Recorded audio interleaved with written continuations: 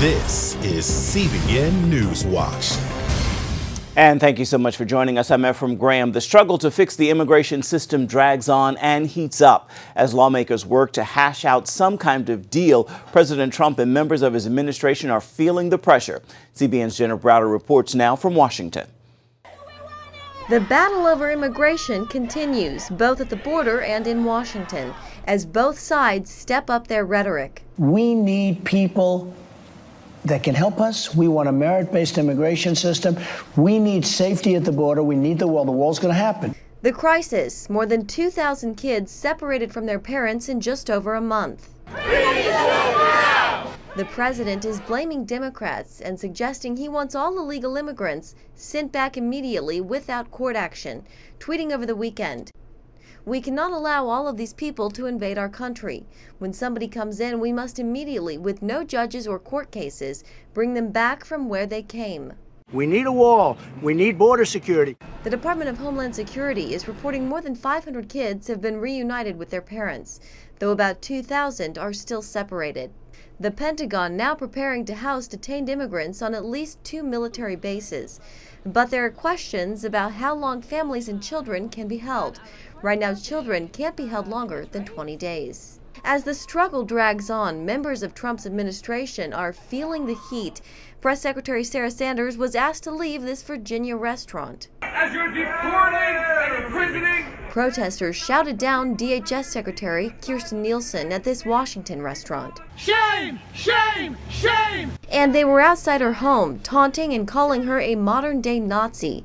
DHS employees have been warned to take precautions. How dare you separate children from their parents? Representative Maxine Walters also voiced her outrage, encouraging more of these kinds of protests. And if you see anybody from that cabinet in a restaurant, in a department store, at a gasoline station, you get out and you create a crowd. And calling out the Attorney General. And guess what? We're going to win this battle because while you try and quote the Bible, Jeff Sessions and others, you really don't know the Bible. God is on our side. Looking ahead, Republican lawmakers are expected to vote on a consensus bill this week. Congressman Mike McCall says it will deal with the detention of families. We at a minimum have to deal with the family separation. I'm a father of 5. I think this is inhumane, and I think the pictures that we have seen, that's not the face of America I think that most people in this country want. When asked if he thinks the bill will make it out of the House. I am the eternal optimist, and I do think there are 218 Republicans that agree with the 4 pillars of border security. But that could be easier said than done. And even if Republicans can get enough votes to pass the bill in the House, it will have an uphill battle in the Senate. In Washington, Jenna Browder, CBN News. In an exclusive interview with CBN News, Attorney General Jeff Sessions says the Justice Department is accountable when it comes to rooting out any possible bias at the FBI. Sessions spoke with CBN's David Brody last week about the controversial Inspector General's report detailing missteps in the Hillary Clinton missing email investigation.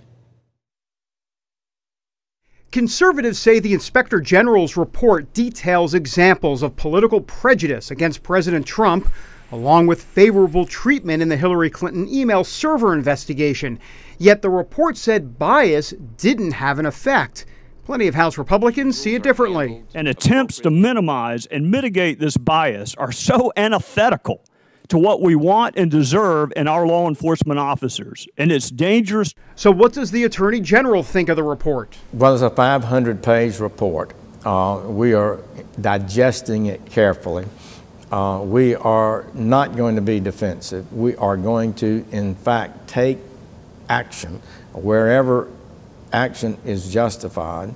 And the Inspector General, I think, was pretty open, critical at points, and reported truth.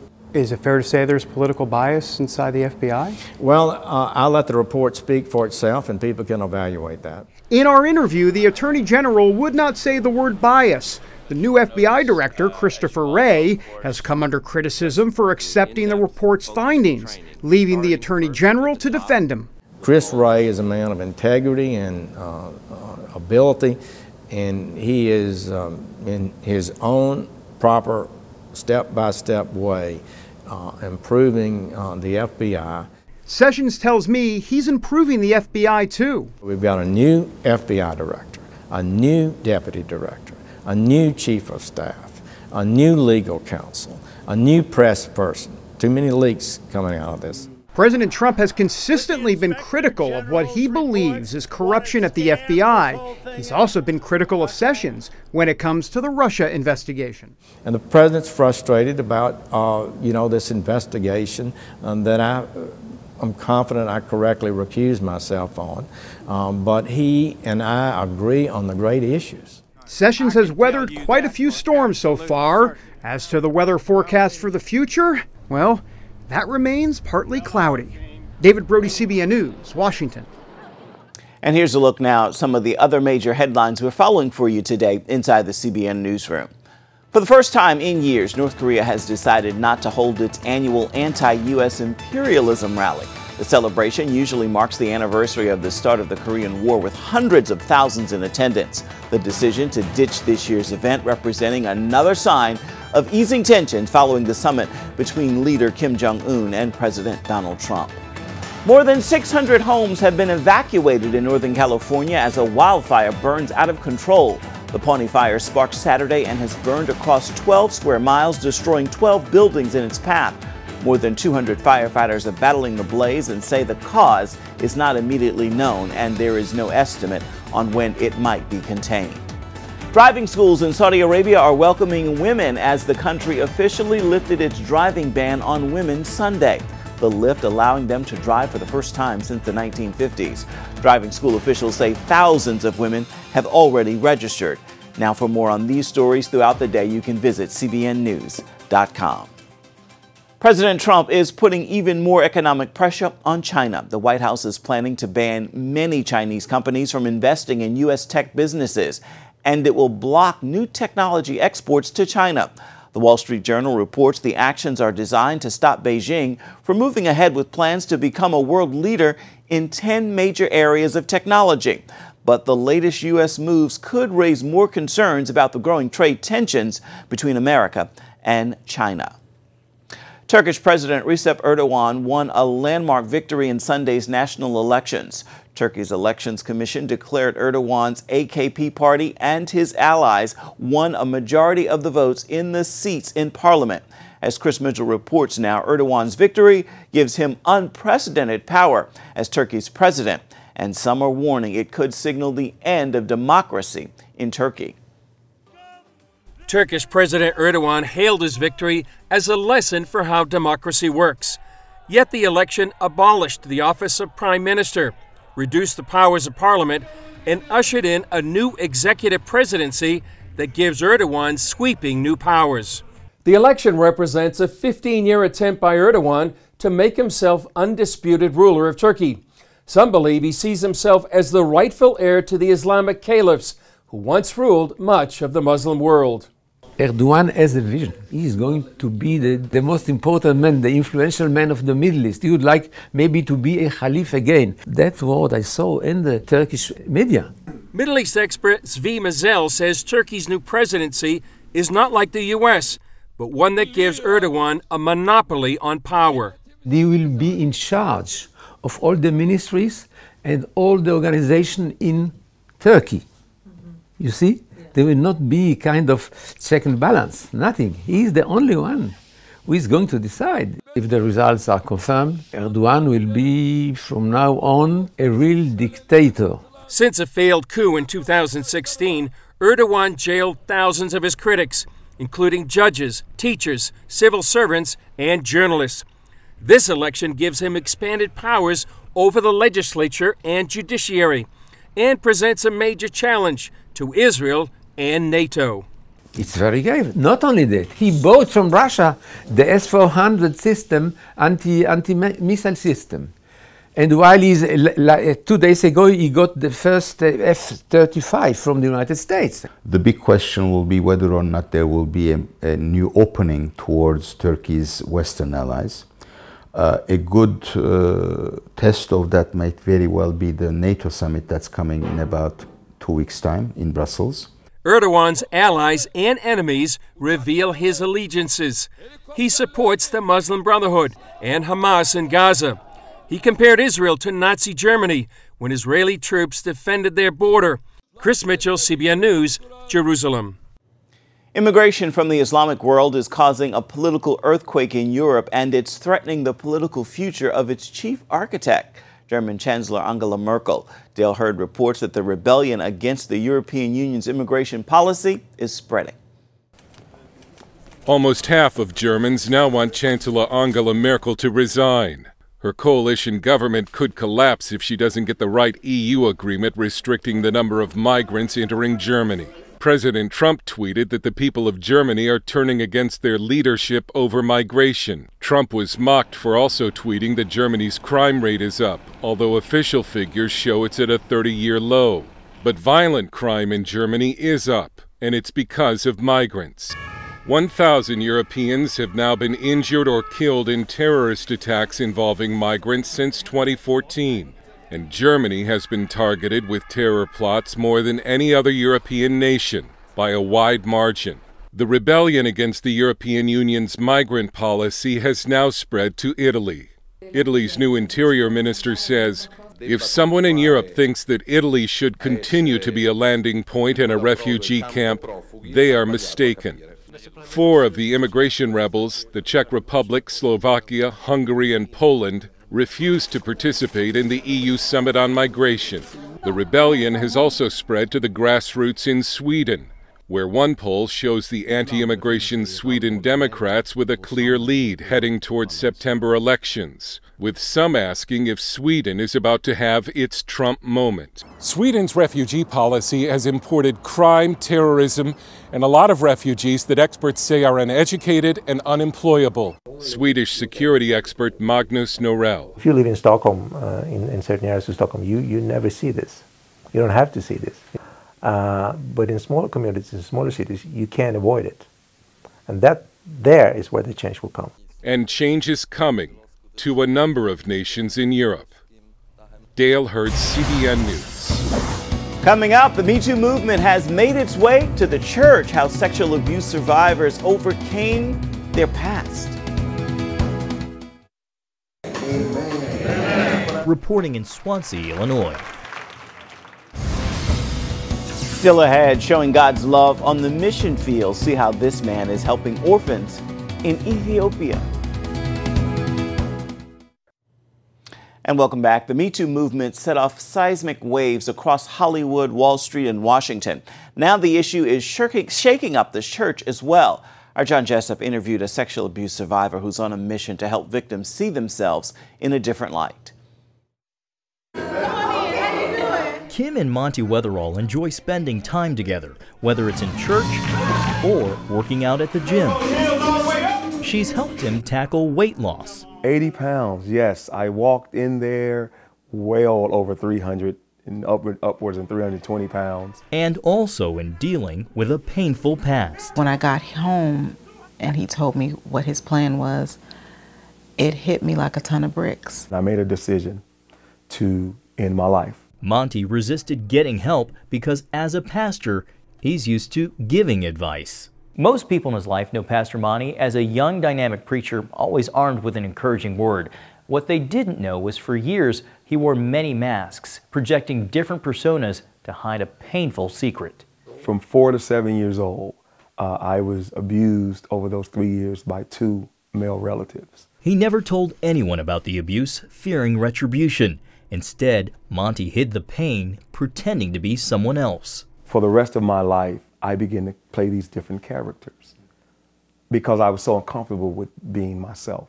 It worked until the only character left was the man in the mirror. I didn't realize that on some level I was blaming myself, but I had to give myself permission to realize that it wasn't my fault. That suicidal spirit that was on me, it just broke. But I knew that the journey wasn't over.